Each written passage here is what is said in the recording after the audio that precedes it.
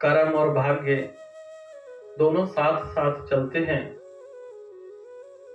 अगर कर्म रुक जाए तो भाग्य का रास्ता भी रुक जाता है, और भाग्य चलने लगे तो कर्म दौड़ा हुआ चला आता है।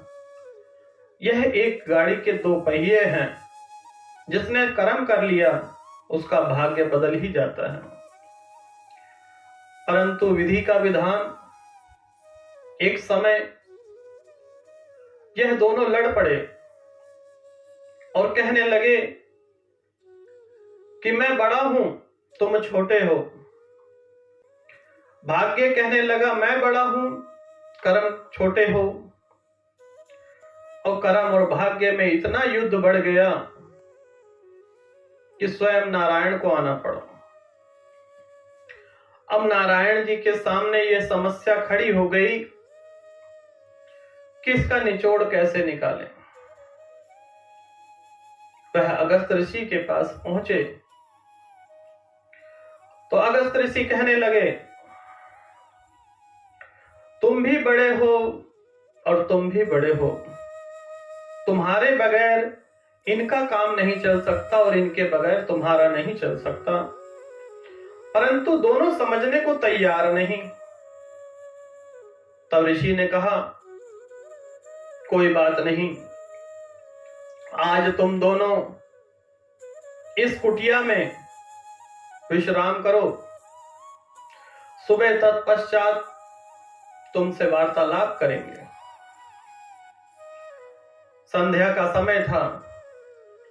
कुटिया बहुत बड़ी थी और कुटिया में दिया नहीं जलाया। एक को इस कोने में, एक को दूसरे कोने में बंद कर दिया। रात्रि के समय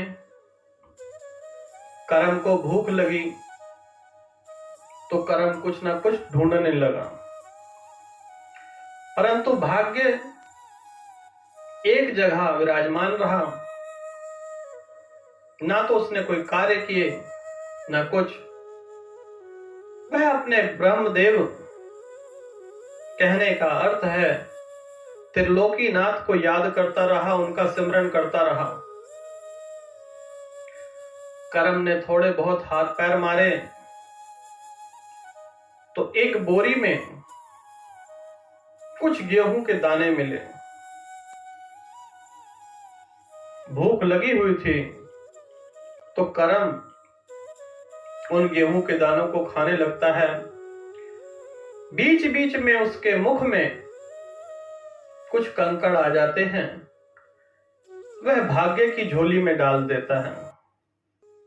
वह समझता है कि अन्न मैं खाऊंगा, परंतु भाग्य जो है वह कंकड़ खाएगा।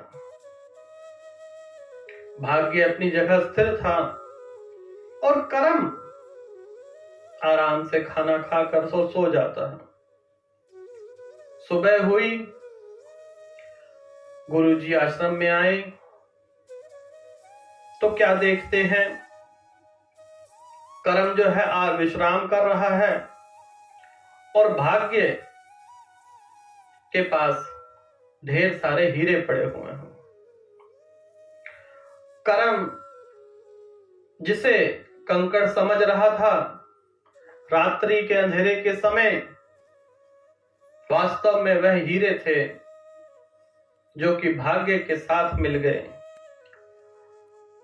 तो कहने का अर्थ है, जो आपके भाग्य में है आपको मिलेगा ही मिलेगा, परंतु कर्म तो करना ही पड़ेगा। गुरुवर ने समझाया कि कर्म, तुमने मेहनत की और तुम्हें मेहनत का फल मिला, परंतु भाग्य ने कुछ नहीं किया, परंतु उसको उससे ज्यादा फल मिला। इसी प्रकार से हम मनुष्य जब तक कर्म नहीं करेंगे तब तक भाग्य साथ नहीं देगा। भाग्य के सहारे बैठे रहे तो जिंदगी बीत जाएगी। जिंदगी बहुत छोटी है, आप लोग बहुत बड़ी लंबी समझते हैं, परंतु भाग्य का साथ कर्म के साथ ही मिलता है। कर्म ही भाग्य है।